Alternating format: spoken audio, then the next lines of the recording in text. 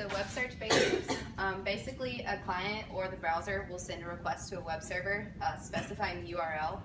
The URL contains the domain, like mail.google.com, which specifies the root of the hierarchy of web pages, and then it also specifies the path in the hierarchy that contains the information to be returned by the server. So there's so many different kind of web pages in the internet. So in order to make this information discoverable, first we use full text index search engines, which presented the user with a keyword search interface supported by inverted indexes and ranking mechanisms. And some examples of that were Alta Vista, Sci, and InfoSeek, and I had no idea what those were before this.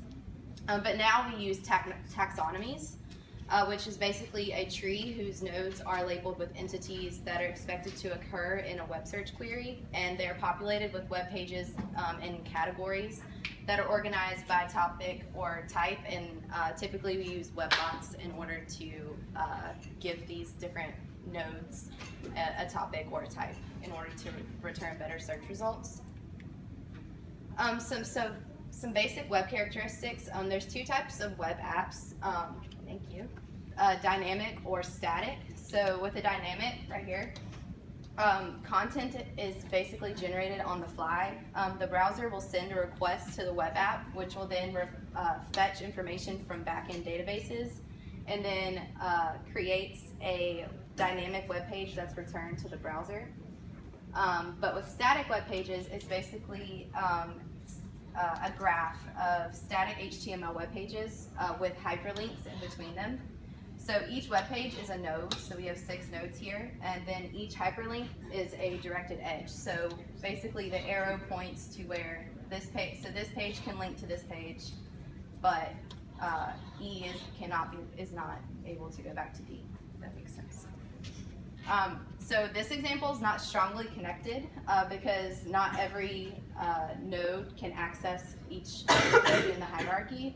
So typically you want all of your graphs to be strongly connected. Another way to visualize this is a bow tie graph. So basically you have 3 categories: in, out, and SCC. So web surfers can pass from in to SCC and from SCC to out, or from SCC into another web page in the SCC. However, it cannot pass from SCC to in or from out back to SCC, and therefore it cannot go back to in. So these are main web pages, like the ones with higher rankings that you would likely get returned in a search query. But the other web pages are in things called tubes that are small sets of pages outside of SCC that lead directly from in to out. And then also we have these things called tendrils, which can lead from in to nowhere or from nowhere to out. So basically a dead end. So my question for this is, oh God, what does the domain and the URL specify?